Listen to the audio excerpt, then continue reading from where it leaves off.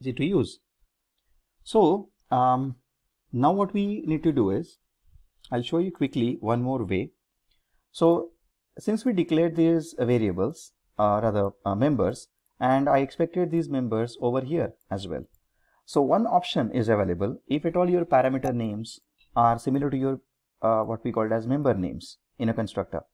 So in that case, instead of we declaring this class person in this manner, so I'm just going to comment the entire code and paste it one more time in the same project or same file. I'll not declare these members like this. Obviously, if since I'm expecting all these members to be part of constructor, that's the reason.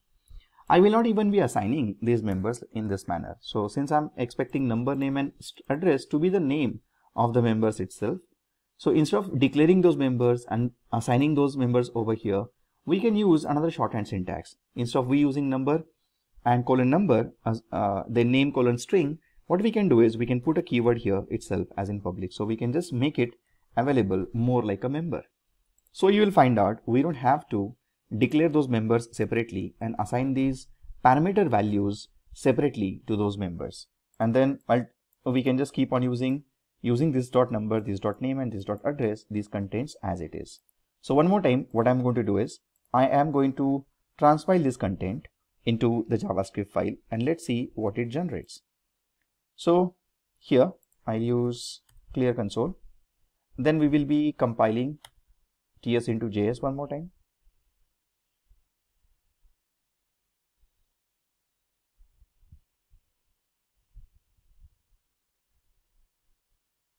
It's taking too much of time.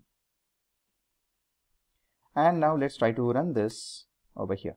So it prints your number is 1, name is Mahesh and address is Mumbai as it is.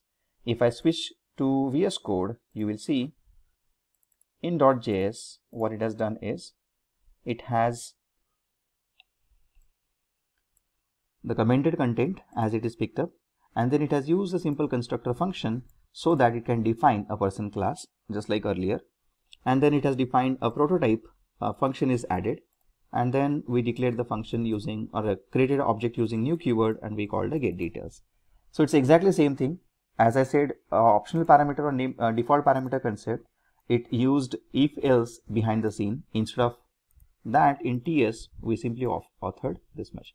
So hardly any change you will find out in the JavaScript that we used to author, but then at least while we write the code, it's easy to write compared to the basic JavaScript code that we have.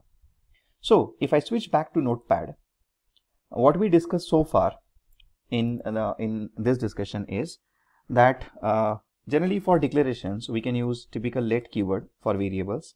We can define a type for the variable.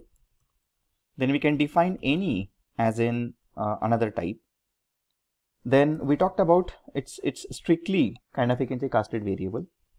Then we talked about how do you write a function. So while you write a function, so function can have a return type here, function paras, and can have a return type, I should say, or can have type. Then the next one is function can have a return type. If there is nothing returned, then we can use void over here. So let's say including void. The ninth discussion that we have had is optional parameters and named parameters. Then the next thing we discussed is how do we write arrow functions. And then we used another thing which is called as writing classes. Writing a constructor, there can be only one constructor as we know, and then there can be constructor itself can start using optional and named parameters. And then finally we talked about maybe using a new keyword for object creation. So these are the things that we have seen just now. The last part that we will discuss about is now something like inheritance.